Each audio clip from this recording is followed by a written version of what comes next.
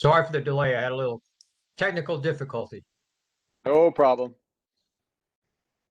All right, we'll go ahead and call the meeting to order. It's 1:06 p.m. Or excuse me, yeah, 1:06 p.m. And first item is whether there are any comments from the public. Allison had mentioned that there weren't any. So we have presentations, but since we only have 3 board members, that's the reason why we did not meet in person, because we have to have 4 in person to have a quorum. And since we only have 5 board members to begin with and 2 were unable to make it, we are unable to have a meeting where we could actually vote on anything. So my recommendation would be to go down the presentation items, and if there's anything on there that we need to vote on, we should probably hold it. And then at the end, once we see all the items that we've held, we should talk to see if they can wait till the next scheduled meeting, or if we need to schedule an additional meeting sooner, because you don't want to wait 6 weeks or so to have those voted on. Obviously, the minutes could wait till the next meeting, but we could go through the other items to see if there's anything on there. Now, I believe we should still go ahead and do any presentations that we don't need to vote on, because our other board members or have access to the meeting itself, so they could go back and review those, so they'll be prepared and have that additional information. So any of the other board members think that that'll work, or have other suggestions? It's fine with me. Okay. Rick, Forrest, do you agree with that structure? Yep, good. Okay, well then let's go ahead and go down the list and identify each item. So we'll start with the AC comp plan update. So my first question, is there anything that we had to vote on at the end? And if so, we could go ahead and push that off till whenever the next meeting ends up being. Or is this just information? Rick, I think this is just informational, correct? That we didn't need a vote? That's correct. We will be meeting with, briefing the commissioners beginning next week. Melissa, Forrest, and myself. So I thought it was a good idea for us to get it into your hands first, give you an opportunity to review it, and let us know if you have any questions or concerns, and you could just email us personally whenever you have a chance to review it. That's all. Have you sent that to us already, Allison? It's on eDocker. Okay, I apologize. I did not see that it was on eDocker. Jack and Joe, did you review it already? I gave it a quick look. One quick question I had was, and I assume it was included on natural resources, but I saw nothing in there about wildlife corridors as being a goal. I mean, the natural resources could be a broad term, but that was the only thing that came right to mind. I didn't have time to give it, extensive scrutiny. But I think that should be a goal of the county and their comprehensive plan, is to preserve all the wildlife corridors they can in, through ELAPP or whatever means possible. Yeah, I did want to let everyone know that the wildlife corridors are handled under the environmental and sustainability section of the comprehensive plan. And that is actually being voted on tonight by the Board of County Commissioners. But there is quite a bit of language which Ross or Forrest could probably speak to a little bit better than me, since they were involved in the development. But there is language on wildlife corridors within that portion of the comp plan. Okay, I didn't want to get us, sideline on that if it's not the proper time. That was my only comment.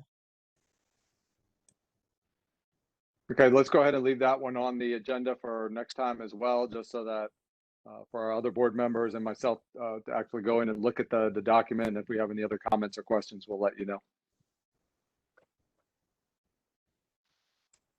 Okay, next thing up is sponsorship update.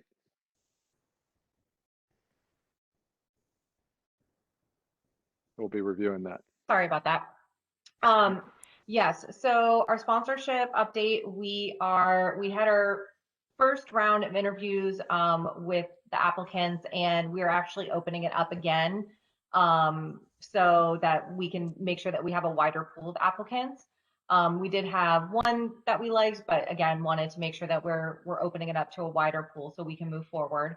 On Monday, we presented to Greg Hordell, and he was very supportive of the program and had a couple of questions that we were able to look into and kind of move forward.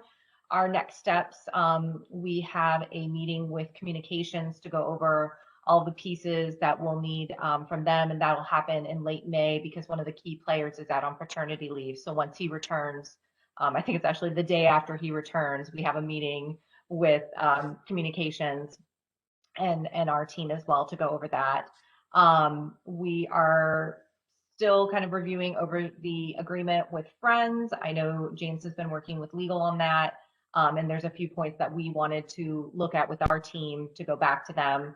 And we are going to see if we can get a little bit more information on kind of coming up with a price plan as well. So that's something Chris and I are going to work on prior to having, you know, the person in place. When you say a price plan, it's similar to, because we had way back had some proposals together. You guys are going to go through that and then identify in each park what it will cost to sponsor, you know, the different areas within the parks. So what we want to do is kind of take a look at maybe a smaller piece, like maybe all of our dog parks or something along those lines, to use that as our starting off point so that we can look at that program, see where we need to improve, and do it on a smaller scale than opening up every single park for this first piece of it, just to make sure that we're doing the program properly and give ourselves some room for growth. It's, you know, a working document. There's we're learning a lot, and we got a lot of great feedback from our teams. We gave presentations to several people on our teams as well as some other departments to get their feedback, and we're able to kind of look at it from a larger scope as well. Okay. Dana, Jack here.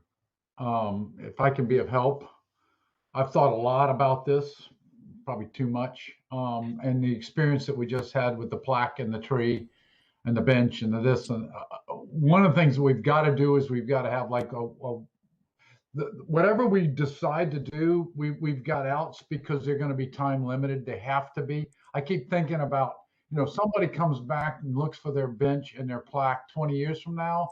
We just can't be responsible for that. It's got to be time limited. If somebody wants the name of a beloved pet on the dog park for 30 years, then there's going to have to be more of a cost than just a $2,000 bench, because it's got to be a renewable asset.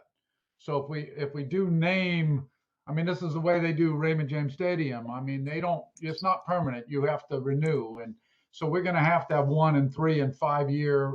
I don't know what the length of time is. I don't know. Hopefully we can plagiarize off of other parks departments, but you know, plaques fade, benches break, trees fall over and die. You know, I mean, I don't want to be Mr. Morbid here, but there has to be a time limit, and we have to sell accordingly or lease accordingly to do fundraising. So that this asset, if it's $1,000 this year, it might be $5,000 a few years from now. So the way that, first of all, it's not plagiarizing. If you look at multiple locations, that's market research. I want to be clear. That's market research. That's not plagiarizing. I just say it's flattery. Yeah. But one of the main things that we're doing with this program is it's not a naming program. And we did that on purpose because, one, the naming policy is far more extensive and there's a lot more rules, but mostly because we wanted to have that sponsorship be renewable. And so the way we're planning on doing is, depending on what the asset is, it might be 2 or 3 years that the sponsor signs the contract. We will have that asset for 2 or 3 years. When the time comes to renew it, they will be given first right of refusal, but we will also have the opportunity to reevaluate that asset to see, is there growth in that location? Is this going to be a higher price here because of XYZ, and have it very clear on why the price has gone up and give them the first right of refusal. So then if they do refuse, that gives us the opportunity to have other sponsors come in for that asset. Dana, as usual, you're way ahead of me. Thank you. You're welcome. Rick, you have your hand up? Yes, sir. I just wanted to back you up one item. Melissa was here because she did have a short presentation for you on the rows. I'd like to turn it over to her. And Melissa, please share your screen and start your presentation. Thank you very much for being here.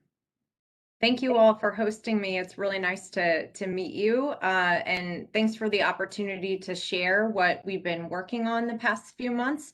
I'm going to go ahead and share my screen.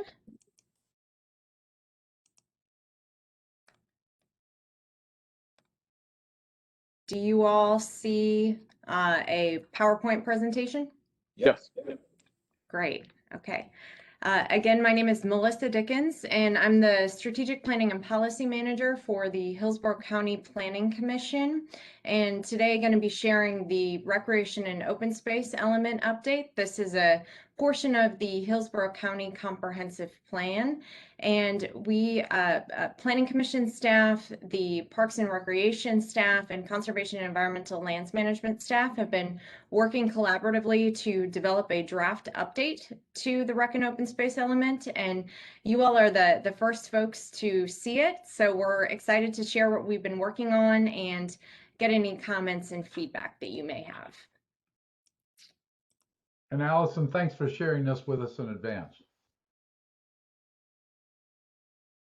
In terms of today's discussion, I'll be starting out with some background and context on the recreation and open space element, then do an overview or review an overview of the process and the language, briefly touch on some of the new language highlights, talk through what's next in terms of future steps and timing, and then get any feedback and comments that you may have on the draft language. I know folks maybe haven't had a chance to review it in detail yet, but this is the very beginning of the kickoff in terms of us getting feedback and comments. So, you know, we wanted to share it with you today, but we'd be happy to meet with you later or some other way to get your input. So we're really excited to hear what you have to say. In terms of the recreation and open space element, this is a portion of the adopted unincorporated Hillsborough County Comprehensive Plan. And the comprehensive plan is really a very broad overarching policy document for the community. And it provides high-level policy direction on many different aspects of planning in the community. So everything from land use to transportation to solid waste to, of course, parks. And the last time the comprehensive plan went through a significant or major update was back in 2008, looking at some of the history and some of the iterations of the recreation and open space element. Really not too much changed in 2008 from the prior version of the plan. So we are in 2021 and potentially working with some language that was developed during the last century. So this is a great opportunity to update the plan. It's a great opportunity to really be innovative, to be able to collaborate with the folks that know the parks best, the staff of the county, and then also make sure that we're modernizing the plan to reflect what the current priorities are and what the current strategic direction is. And some background on the overall plan update. We are taking a phased approach to the update. So we've gone through the adoption process for One Water. I mentioned earlier that environmental and sustainability is nearly done, and then we're focused on recreation and open space as part of the April plan amendment cycle.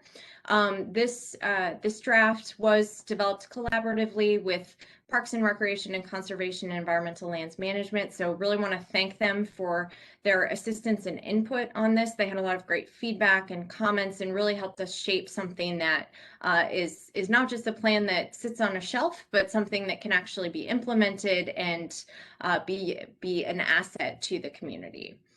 And we did go through and make some significant updates to the recreation and open space element. First, modernizing and updating the language, focusing on some of the current priorities for the county related to parks.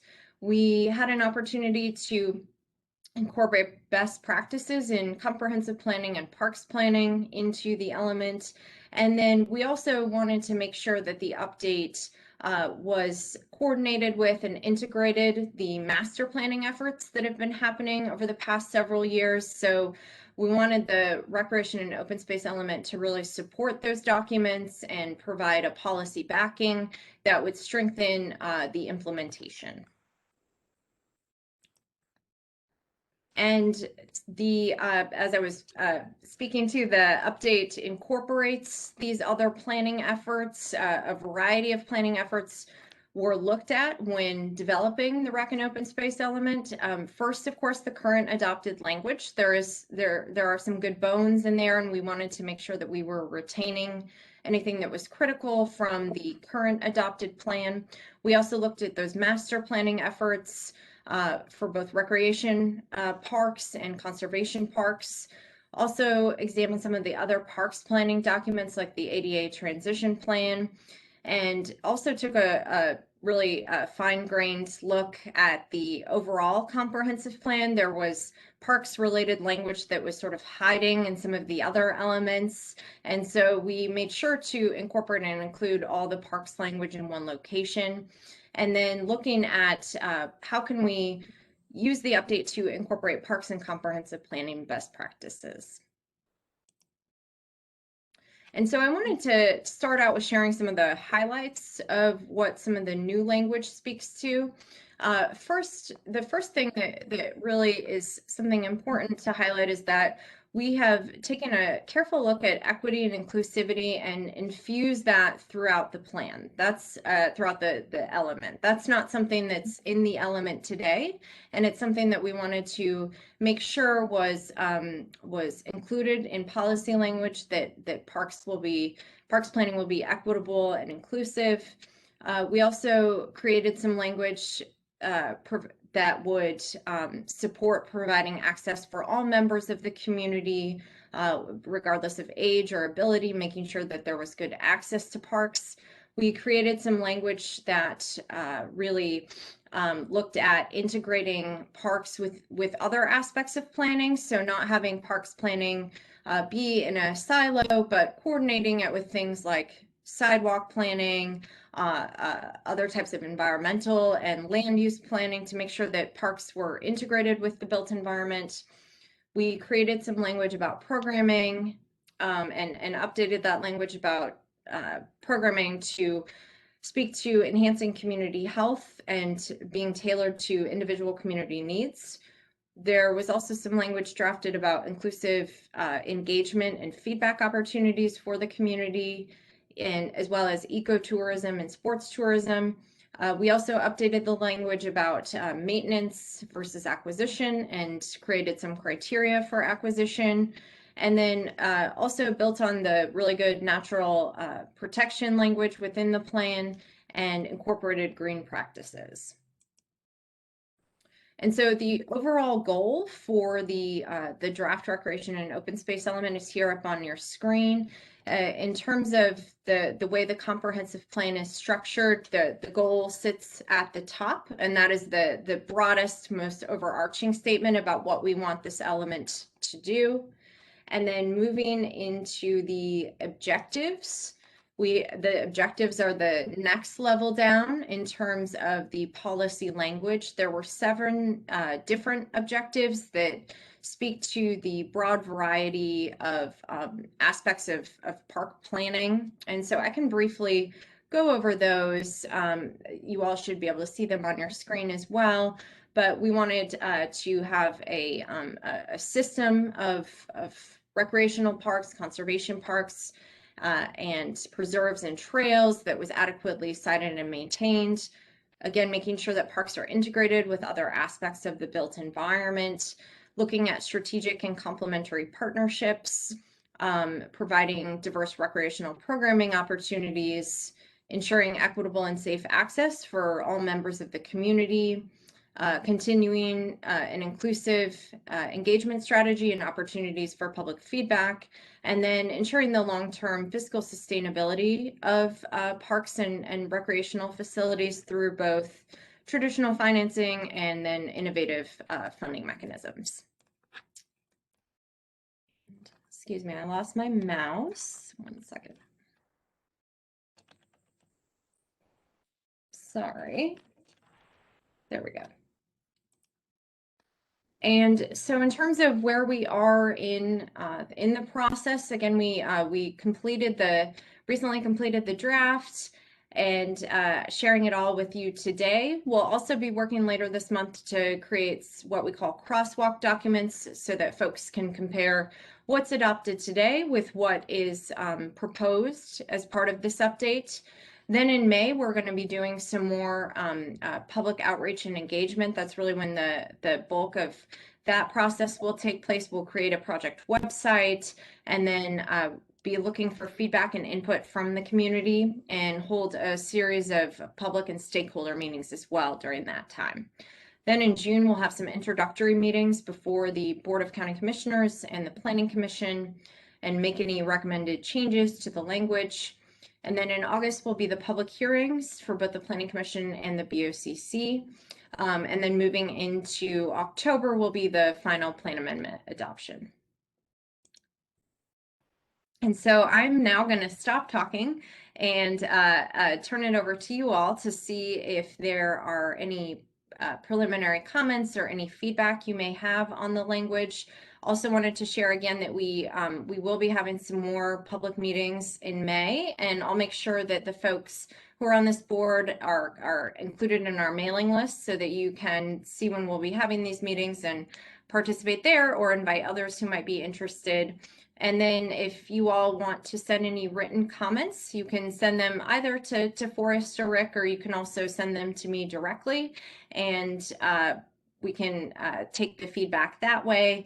Any way that you want to give us feedback, we would be happy to receive it. And again, I appreciate your time. I'm gonna go ahead and stop sharing my screen so I can see everybody and then see if there are any comments or suggestions. Thank you. Thank you very much, Melissa. Yeah, Anyone thank have you. I had any- one. Yes, Joe? I had one question. A very good presentation. There was a line in there about balancing acquisition and maintenance and setting some standards for that. I was curious about that. Is there going to be some restrictions on acquisition through this, or how would that work? Well, I think the language that we created was really about pursuing a balance between acquiring new parks and maintenance and updates for existing parks. So making sure that, you know, at the same time, while there may be a desire to acquire additional parks, we still want to make sure that there is sufficient resources for maintenance. So there's not any specific restrictions as far as acquisition is concerned. And those policies live under Objective 1.1. And the way that there were criteria developed for acquiring new parks, those are things to consider. Again, it's suggestions to consider when looking at new parks land. Of course, the criteria for ELAPP is not changing, but these are just things to examine when approaching acquisition. Good, thank you.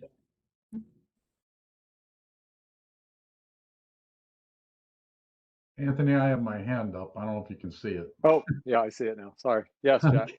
I don't know how to lower the darn thing. I don't know why when Weird. Rick's was up, it looked like it was a little orange hand. So yours was white and it blended in. Sorry.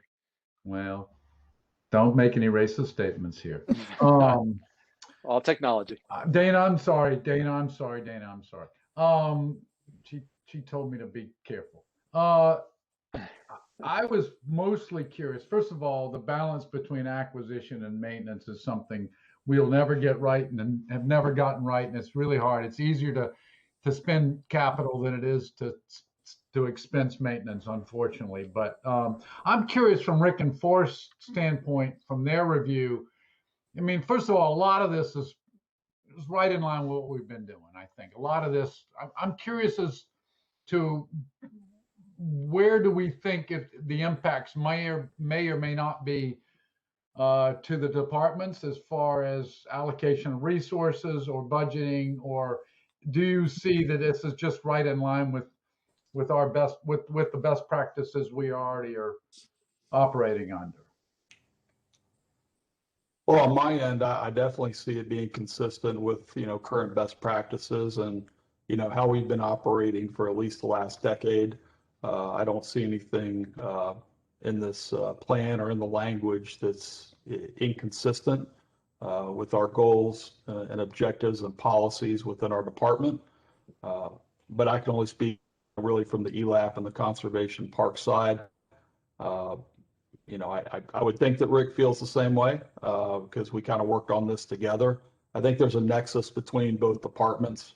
Obviously, from a parks perspective, we both manage parks, albeit they're a little bit different, but still there to serve the public. And, from an ELAPP perspective, I think everything is consistent on that end as well. And as Melissa mentioned, there's another portion that's the environmental and sustainability part where we really address wildlife corridors, habitat, and things like that. Yeah, I think everything here is very consistent with what we've been doing and what we'd like to do in the future. Good.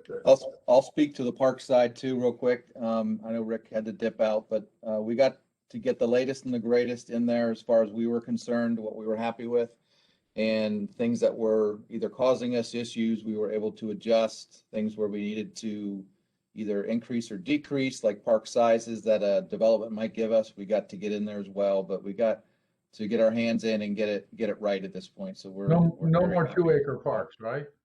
What's that? No more 2-acre parks. Yeah, please. 10 acre and above, I think is what we put. Well, I don't see this being I would think this would be a slam dunk with our commissioners, but I appreciate an advanced look on this, and I like the fact that we're documenting. I hate the fact that it's been 13 years. So I think it's a really good idea that we have cornerstones laid out for what we consider we're trying to do. So thank you. Thank you. All right. Thanks, Melissa. Thank you. All right. The next item I show is a reopening update. We'll be talking about that. So just real quick on our end, we're reopening Lithia Springs on May 3rd. We have a reopening plan into the Department of Health that limits the number of swimmers to 200 within the spring area itself. Technically, I think based on space requirements, we could go up to 380 people. But there's no reason to try to push the limit at this time. So we're going to start with 200 swimmers, try to divvy that out into 2 different groups per day, one from 9 a.m. to 1 p.m. and the other from 1 p.m. to 5 p.m. We'll see how that works over the first couple of weeks. May have to tweak the plan moving forward during the summer. Of course, that's our busiest time at Lithia Springs. But what we don't want to do is, pack too many people into that small spring area. So we're being very conservative with our number, and we'll see how that strategy goes of allowing 200 people in for a 4-hour period of time and then switching it out to let others utilize the spring too. Same thing goes with E.G. Simmons swimming area, allowing, I think, 250 people into that area. It's a little bit larger. So both of those are planning to reopen on May 3rd.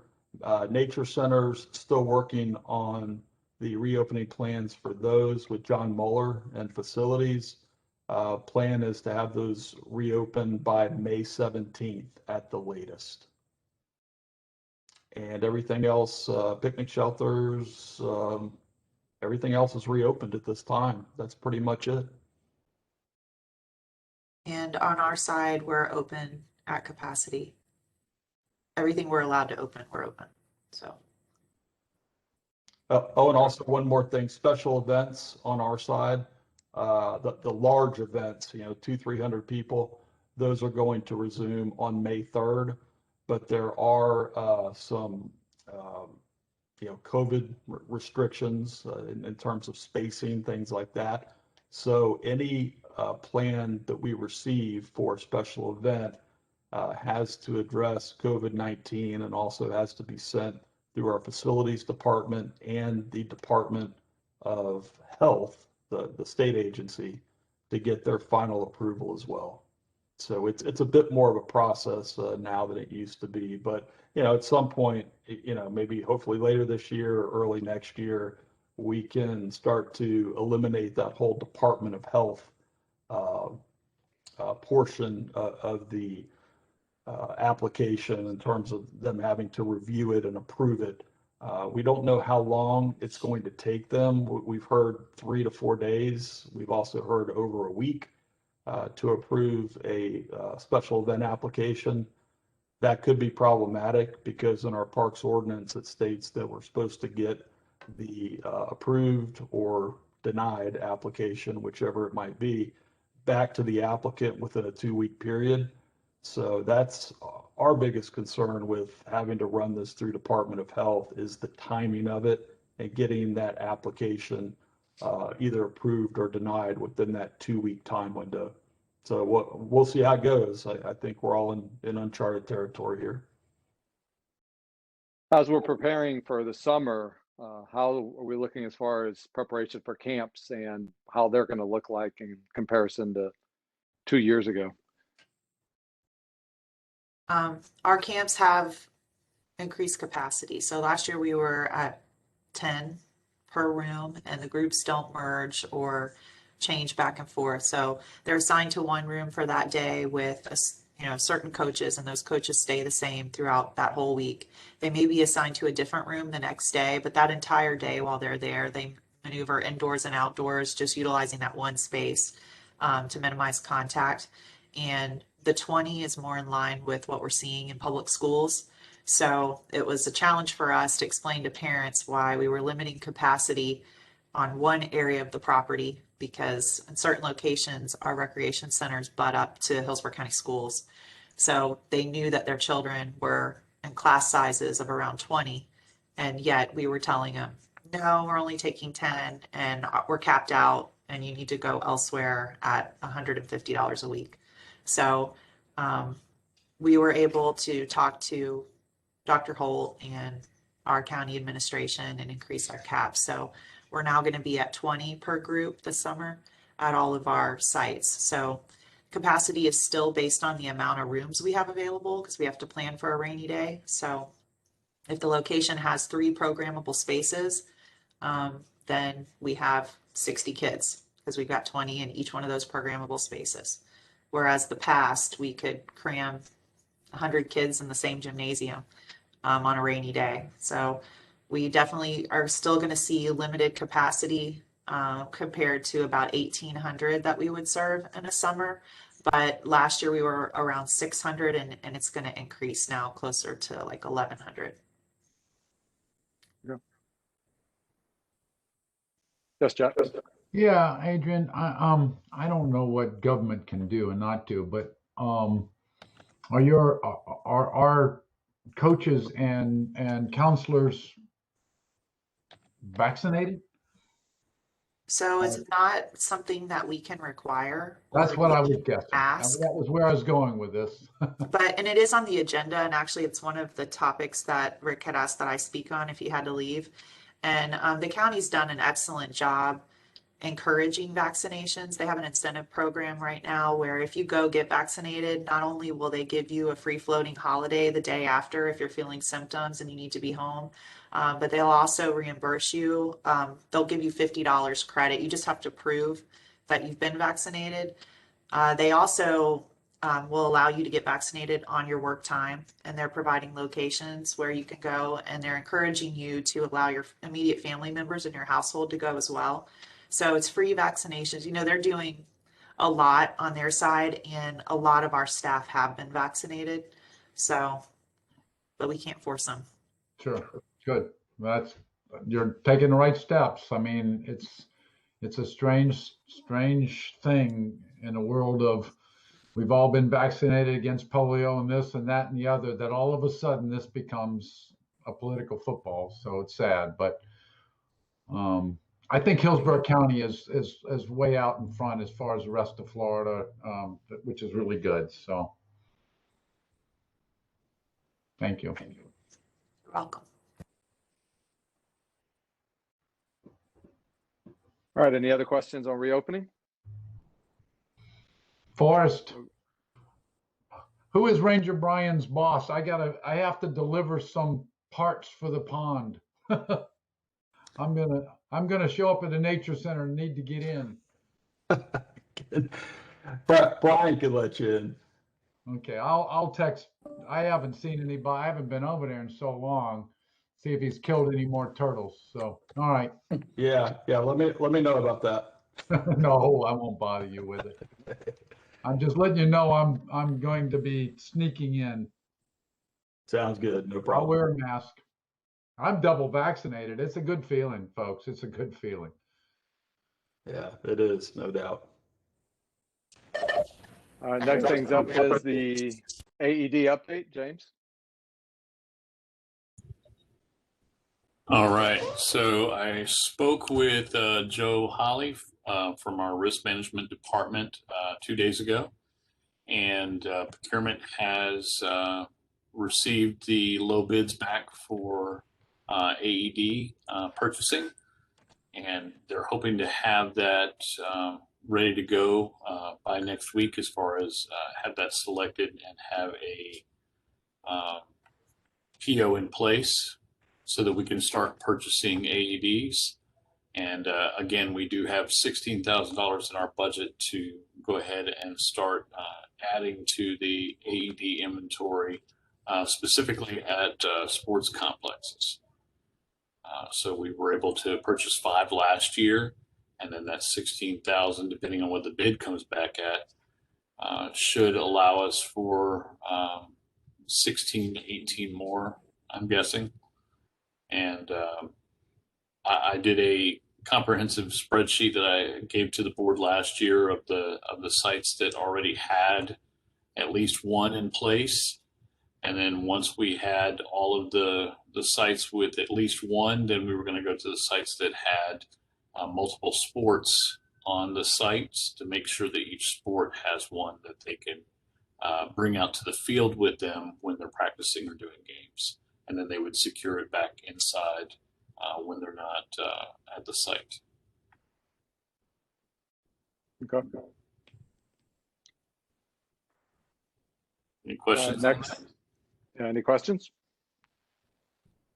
If not, we'll move to ELAPP acquisition update. Okay, and I'm going to do this one. I'm going to share my screen here. All right, can everybody see that map? Yes. Okay, so we have 2 acquisitions that went to the board yesterday just to start the contracts. The first one is the Alifire River North Prong, the Mosley property, which is 138 acres. We're going to pay $1,327,000 for this property, and we're also going to get $580,000 for restoration. The site is within the red boundary to the east, which is in yellow. That is a mosaic conservation easement. And then to the south and the southeast is the Alifire North Prong original parcel. And this is all surrounded by mosaic land that is going to be preserved as part of their program.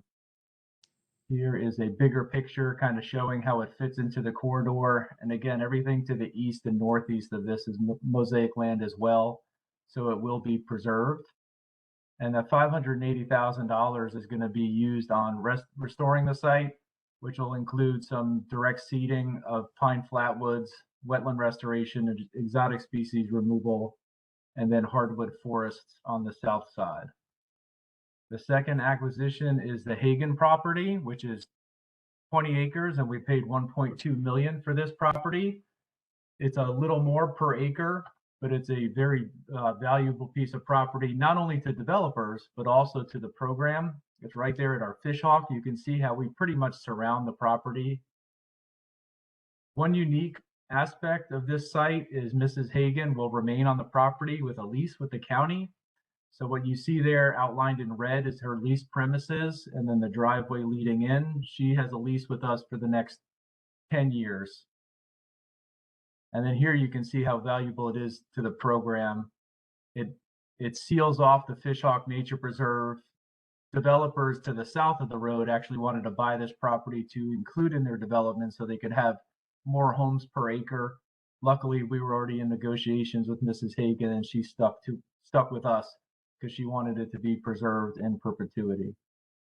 So those are the two most recent acquisitions that we have. Any questions?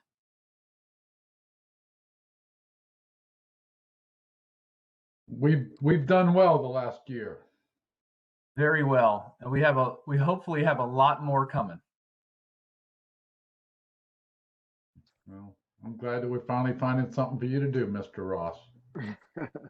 And I appreciate it. The other 63,000 acres just wasn't enough. All right, next we have the UF Park Tree Study Overview, which was sent out to us recently in 40-some page document. Yep. Can everybody see my screen? Not yet. Okay. Now it's it. That is not the screen I clicked on. So let me stop sharing real quick. Sorry.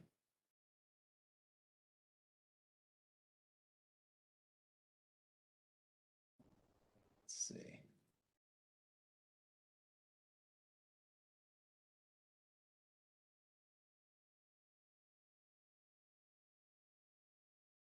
Okay. All right. I'm stopping. Let me get back on this.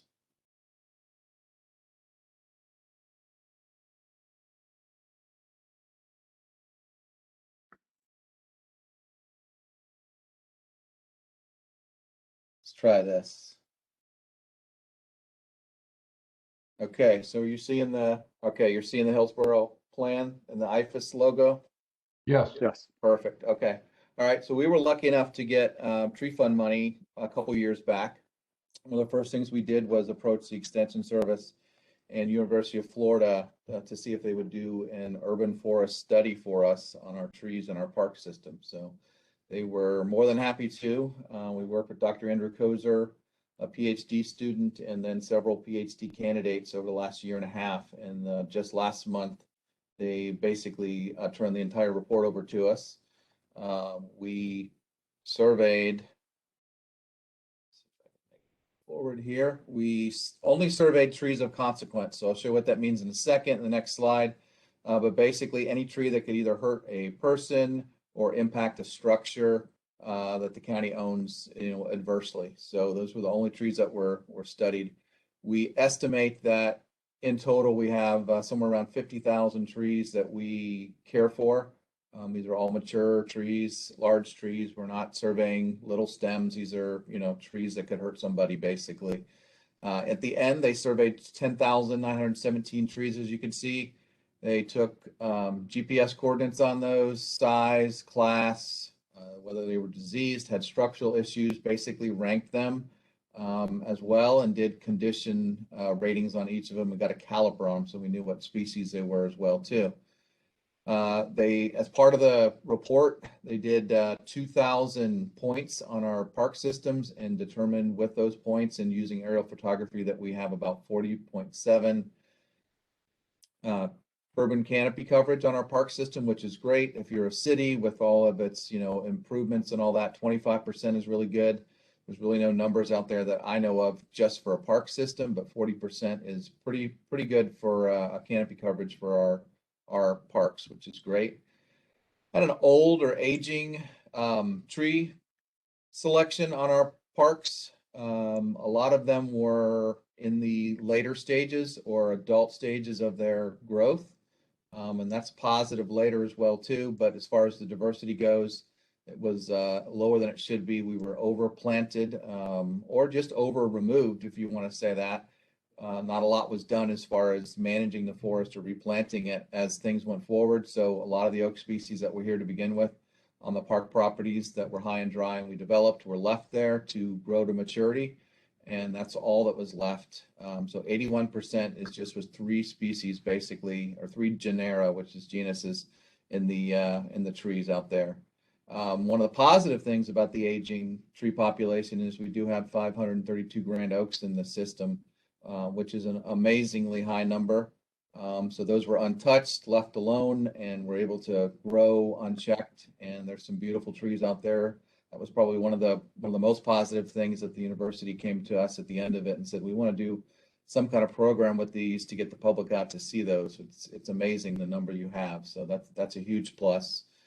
They also gave us the trimming and takedown numbers on any trees that were found to be dead or needed structural pruning, and those are right there at 138,000 in, I'm sorry, 197,000 in removals and 520,000 in pruning, and you'll see what we did with that here in a little bit, find out what the outcome is here in a month or so. And then they also put in some, it's called iTree. It's a free software system that helps you mitigate stormwater. We mitigated about 10 million gallons of stormwater with the park system, defray about $138,000 in respiratory ailments. And then we mitigate for either 1,300 cars or 700 homes, however you'd like to slice that number.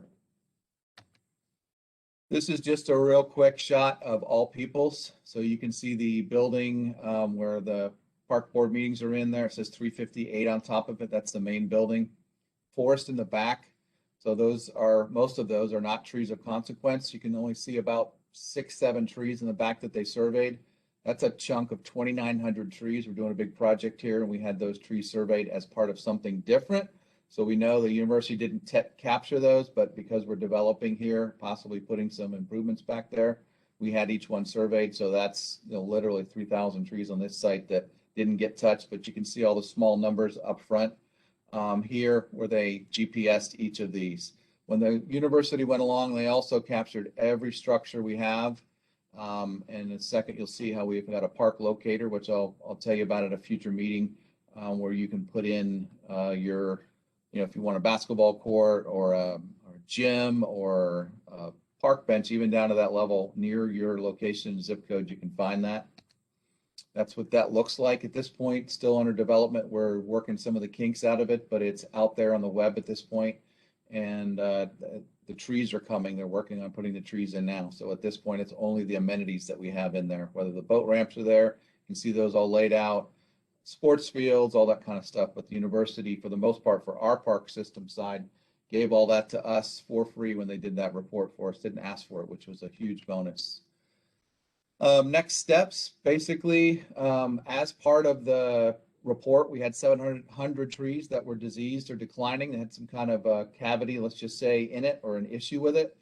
The University of Florida, I guess, reached out to some of their scientists, and because of that data set, they were like, we'd like to do some additional research, and they are actually drilling into some of those trees with a specific piece of equipment and are going to generate us some even deeper data for us to use, but also for the greater institution of arboriculture for the state to use as well too. So that's nice. Next month as well, we have a research that's going to start on a new watering device. So when trees are established with our planning program, so they're going to do a test site with no watering on it and a test site with these rain rings, they call it, and see what the difference is and how those help trees establish by wasting less water on it and capturing the rainwater in them.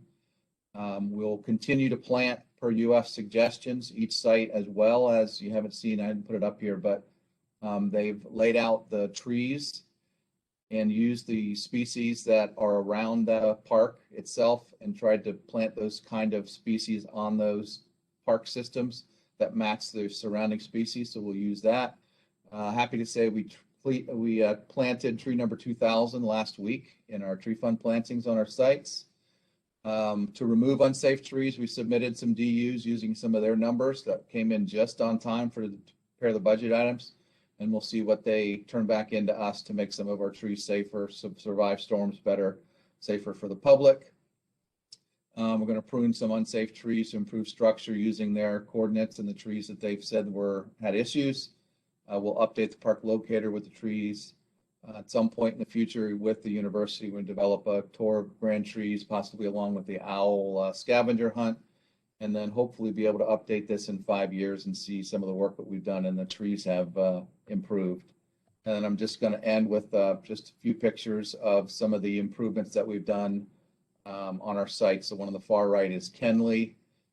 Top left center is Orange Grove, and then on the bottom is North Lakes, which was also part of a grant that we got. And I will open it up to questions.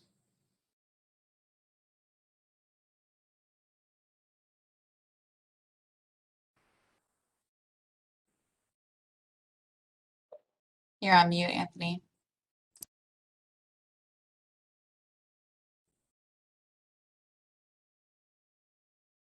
Sorry, had some noise here at the house, so I put myself on mute. Now, I thought it was very informative and learned a great deal about the number of trees and such. That's a very extensive study. Joe or Jack, you have any comments or questions?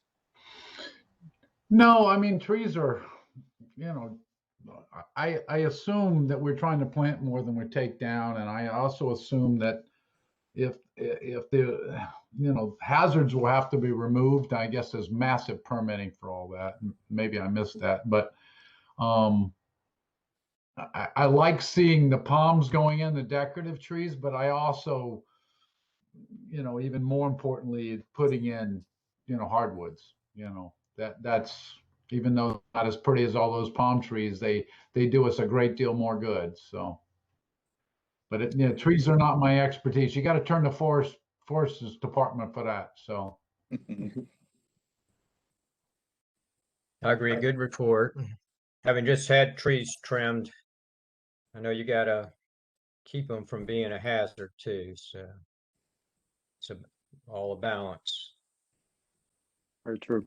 Thank you. All right, next up is the employee vaccine policy. Yeah, thank you very much. Which we somewhat covered. Yeah, I think Adrian gave her full update when we were talking about summer camp. Okay. So essentially, I mean, I didn't ask any questions then because I thought it was later, but essentially means you're encouraging it, but not asking anyone whether they've been vaccinated or not, correct? Adrian, are you still around? Yeah, I'm here. Can you guys see me? Yes.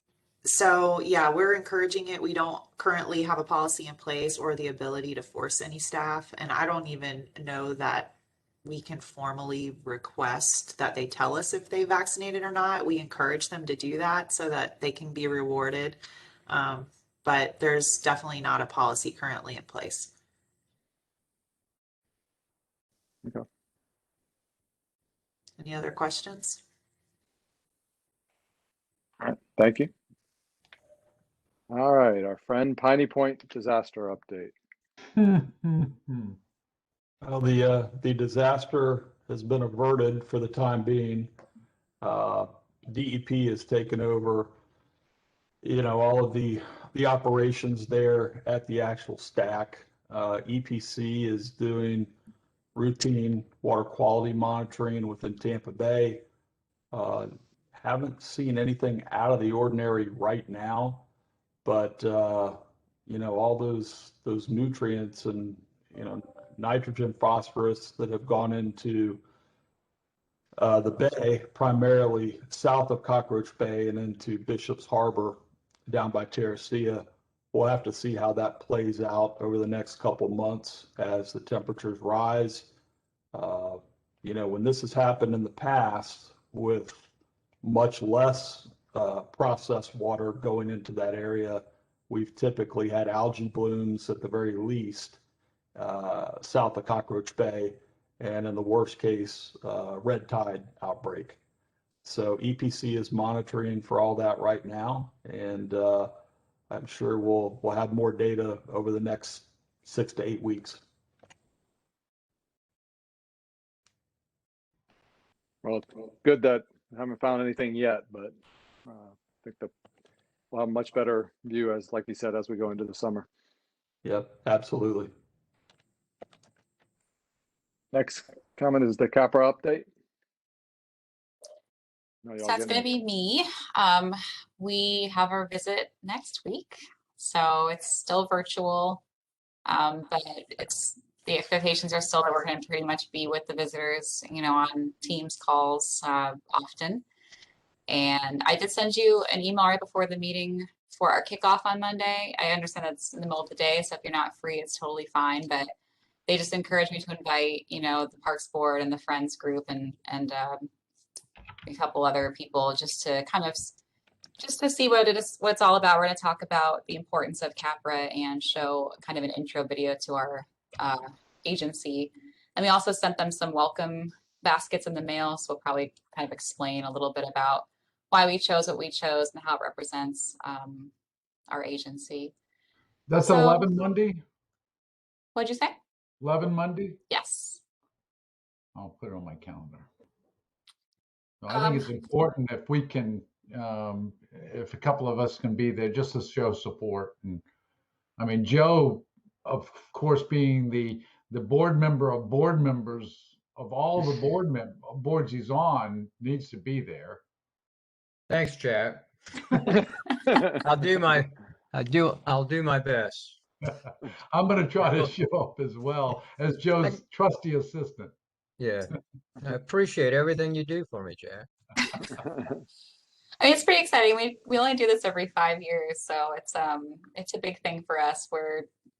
There's definitely a lot of energy around CAPRA right now in the office, and they started reviewing all of our things early, which is great. So I'm actually working on all their questions now as they come in. So hopefully next week will be fairly uneventful, just a couple loose ends to tie up. No, thank you for what you're doing. I know it's been stressful and a lot of work and a lot of paperwork. It is. But And you still didn't. I still haven't had my sandwich show up. I just want you to know that. I'm still looking for it. I'm teasing you. Check the mailbox. Check the mailbox. I see it's getting heated as we speak. Are there any other CAPRA questions? Thank you. You're welcome. Yeah, I'm gonna try to be there as well. So I'm putting it on my calendar. And thank you so much for inviting us. Board positions. So as we discussed earlier, are we back up to 5? I think Aaron was getting all his paperwork in. Is he officially back on the board? He told me that he's officially staying. His paperwork's processing. Okay. So hopefully that processes. So we still have 2 positions open, and if I recall correctly, who are the board members that don't currently have? So it's Commissioner Myers and Commissioner Overman. Okay. I've sent messages to both of them. Commissioner Myers did reply back, or her assistant replied back saying that she was going to work on that. But I'm now going to try to actually call their offices before our next meeting. And this is the perfect example of, why it's so important, not only that, we want 7 representatives out there assisting your department, but we can't even have an actual meeting, because if 2 people are unable to make it, we're not able to have a quorum. So I will try to reach out to them again. Any of the other board members that want to reach out to them and possibly call the office as well. So hopefully that they'll try to, especially if you have any recommendations for people to take those roles, please do so. But unfortunately, we're still stuck at that 5. Well, I saw my commissioner was actually, I guess he's back from his surgery, or back or neck or whatever it was. So I'm going to try to find a time to meet him online. I'm still not been formally introduced, even though I've met him in the past. I didn't realize you had surgery. Yeah, well, I forget what it was. Something I talked to his office a few weeks ago about scheduling something right after I was reappointed. I know I saw him in the paper. I can't remember what the subject was. Recently, he had some comments, but I didn't hear anything about that. So that leads us right into the June 3rd meeting.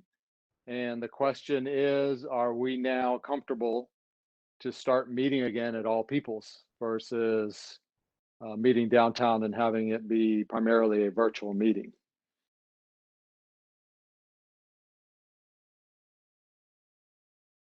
Jack, I'm Joe, comfortable. Joe, you're comfortable as well? Yeah, I'm fine with all people. I'm fully vaccinated, and so it's really up to other people who haven't been. If Well, I mean, Allison, unless you have any specifics as to other meetings, as to how they're structuring it, the ones that they're meeting in person, if masks are required, if 6 foot is still required, or if it's essentially back to the original rules, if the boards that want to meet want it that way. I can just double check for updates. It's still going to be masked and I'm sure distanced as well, despite vaccines, but I can always get us a different room here. So I can work with the supervisor to see where the kids are going to be and then find a spot where we'll just sit further apart. Okay. So, and then that next meeting, I won't be here, just so everyone knows, but Dana, who you have met, is going to take over for me. So I'll do all the prep, which will be your person day of. Okay. Yeah, So when you're just communicating with me, just copy Dana as well, and then we could coordinate any last minute items prior to the meeting. Okay. But Yeah, thanks, we'll Dana, still do agendas and lunch orders and get the room and all that, and she'll be your person actually, at the meeting at the meeting that day. So. Okay. And masks are going to be required to enter the building. So, and we're going to sit you guys 6 feet apart. That's our current protocol when we're having any type of gatherings. So you'll have to do a temperature screening, which I'm sure you were probably doing at County Center. And there's a quick screening, a questionnaire. They just want to make sure that you haven't been around anybody sick and you're feeling great. And then we'll let you come in and we'll give you your assigned seat and carry on. I miss seeing you guys, so I would love to have you come back to All Peoples. All right. Well, I mean, I don't think we have to vote on it. It's just more of it always was All Peoples, and we were actually moving it away from there until we were comfortable. So I think we'll just. Could you put me 12 feet away from Anthony? Jack wants to sit outside. We can get him a special crown and we can decorate his chair with There you go. There you go. Yeah, we got that egg timer for me mostly though. Forrest, I just sent you a funny email, by the way. Oh, was that the one with Brian Everts? Yes. Oh my God. Yes. Yeah, he's in all of his glory out there in his prescribed burn gear and the Palm Harbor Fire Department right next to him. He loves it. He's a joy. Yeah, he is. I thought you'd like to see that. Ross will want to see it because that's the Burn Master Elite. I'm surprised Ross isn't out there with his matches. I'm sure he'd love to be. I stay far away when Brian's dropping fire. Sorry for the deviation, Anthony. That was too funny. Well, I didn't see that we've covered anything that required us to have a special meeting prior to the June 3rd meeting. Does anyone have anything that they believe really can't wait? Obviously, the only thing we should probably do is we'll have to approve 2 sets of minutes. I assume we'll still approve the minutes from this meeting. So we just should have to make sure we'll review both of those, I guess, before June 3. But I'm all in favor of not having another meeting. Okay. Obviously, like any time, if something comes up that's major that can't wait till the next board meeting, we could always call a special meeting anyway. But it sounds like as of right now, we don't believe that that's required. So we'll just plan on June 3rd being the next meeting, and it'll be All Peoples. Now going to we have that she's going to host a workshop on how to do bench memorials, so I can't wait for that one. Please no. The next item is board member comments, and I did send a message out to Forrest just because this ELAPP purchase of the USF 769 acres was just I just saw, I think Monday or Tuesday that it came up, and I guess it was at the board meeting yesterday, but if you could just provide any kind of update to us regarding it. Sure. So it's actually going to be on our ELAPP General Committee meeting agenda on Monday. And the board has requested that the site be nominated and ranked by the ELAPP General Committee. Now that process will look like the General Committee will recommend to the site assessment team that a full site assessment be performed. Of course, we'll have to hopefully get permission from USF to enter the property. Even if we can't get permission, we could still do an analysis by aerial photographs. And there's so many research papers that have been done out there on species, flora, fauna, everything else. So even if we don't get access to the property for whatever reason, we can still do a full site assessment. The General Committee typically meets twice a year, once in March, once in October. Spoke with Jan Smith, who's the ELAPP General Committee Chair, yesterday. She said that if we needed to move the October meeting up a few months to sometime during the summer to formally rank this site based upon the site assessment team's report, that she'd be willing to do that. Don't know if it's going to be necessary. Well, we'll have to see how discussions with USF go over the next couple months. But nevertheless, the site will rank as an approved ELAPP site. Exactly where it ranks, is it desirable, essential, important? Where it is on that scale will be determined by the ELAPP site assessment team. And then finally, the ranking provided by the ELAPP General Committee. There's 8 different criteria. Each criteria is 10 points each. Based on preliminarily looking at it, I think it'll probably rank somewhere in the high 50s, low 60s, which would make it an essential ELAPP site. But again, I don't want to get too far ahead of the site assessment team. I think you're tilting your hand with 2 board members right here.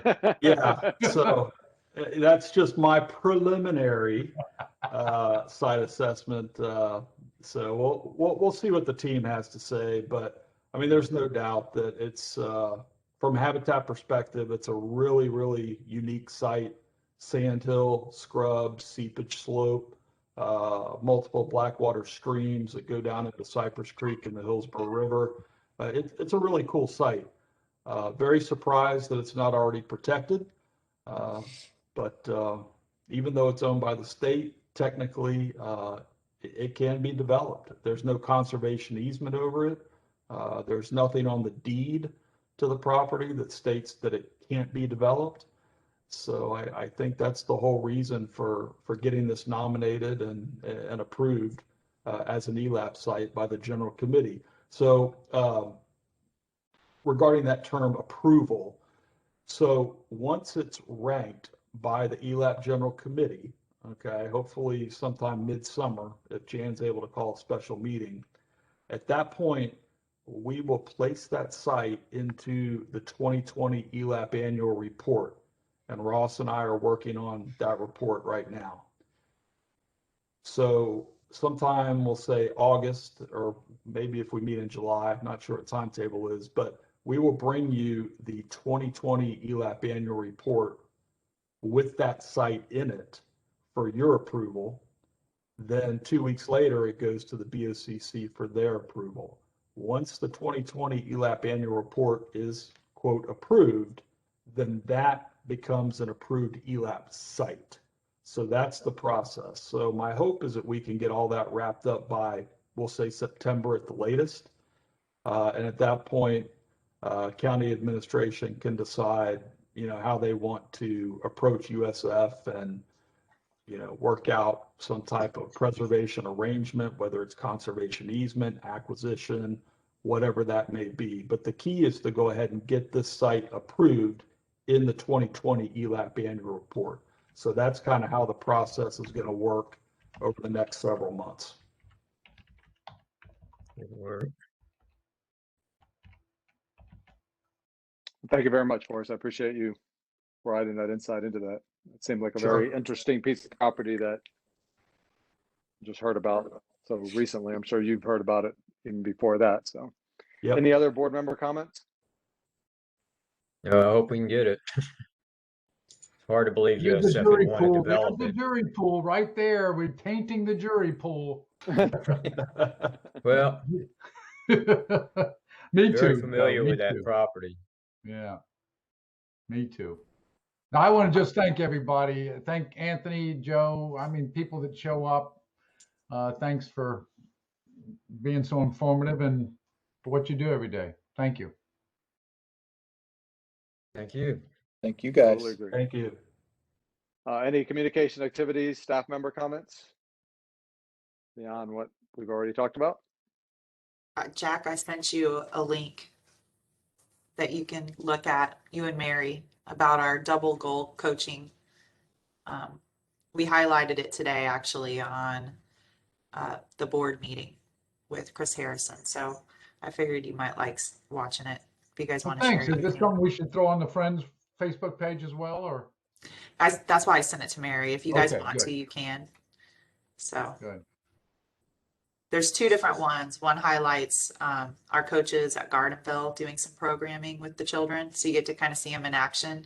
And the other one is Chris Harrison that won the Double Goal Coach Award, and it shows him coaching. There's a lot of different I cuts. get Allison to send it to the whole board here. I think they'll enjoy it.